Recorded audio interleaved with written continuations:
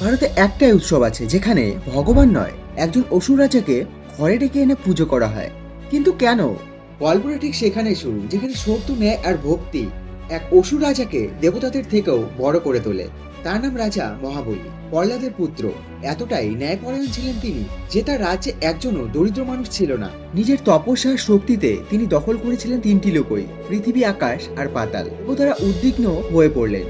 তখন দেবতাদের জননী অদিতি প্রার্থনা করলেন ভগবান বিষ্ণুর কাছে। কিন্তু 3 পা জমি দান করতে গিয়ে হঠাৎ মহাবলী কেন পৃথিবী থেকে অদৃশ্য হয়ে গেলেন? বলছি তার আগে যদি চ্যানেলে নতুন হয়ে থাকো তো ঝটপট চ্যানেলটি সাবস্ক্রাইব করে নাও। ভগবান বিষ্ণু এলেন বামন রূপে মহাবলীর মহাযজ্ঞে। তিনি তখন মহাবলীর কাছে চাইলেন, মহারাজ আমাকে 3 পা জমি দান করুন। আর মহাবলী সেই সময় তাকে কথা দিলেন। আর সেই মুহূর্তে বামন রূপে থাকা বিষ্ণু হয়ে উঠলেন বিশাল। এক পায়ে মাপলেন পুরো পৃথিবী, দ্বিতীয় পায়ে পুরো আকাশ। এবার বাকি একটাই পদক্ষেপ, জমিও নেই, জায়গাও নেই। আর তখনই মহাবলী বুঝলেন এটা তার প্রতিশ্রুতির পরীক্ষা। তিনি নিজের মাথার সামনে বাড়িয়ে বললেন, প্রভু আপনার 3য় পা আমার মাথায় রাখুন। ভগবান বিষ্ণু তার মাথায় পা রাখতেই মহাবলী ধীরে ধীরে পৃথিবী থেকে নির্মজিত হতে লাগলেন আর পৌঁছালেন সুতল লোকে, যা পুরার মধ্যে স্বর্গ থেকেও বেশি শান্ত, বেশি সমৃদ্ধ।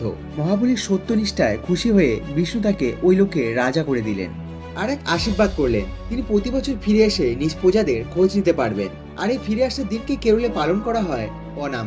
আর এই উৎসবের কেন্দ্রে কোচির কাছে ত্রিক্কাকারা বামন মন্দির। সেদিন ঘরে ঘরে সাজানো হয় ফুলের পুক্কলাম, নদীতে চলে নৌকা দৌড়, আর মানুষ অপেক্ষা করে থাকে তাদের প্রিয় রাজা মহাবলীর আগমনে। সত্য, ন্যায় আর প্রতিশ্রুতির জন্য যে রাজা সবকিছু উৎসর্গ করেছিলেন, কেরল আজও তাকে হৃদয়ে বাঁচিয়ে রেখেছে। তাই বন্ধুরা, ভিডিওটি লাইক করে কমেন্টে লিখো জয় শ্রী বিষ্ণু। রহস্যময় চিরন্তর ইতিহাস জানতে চ্যানেলটি সাবস্ক্রাইব করতে ভুলো না।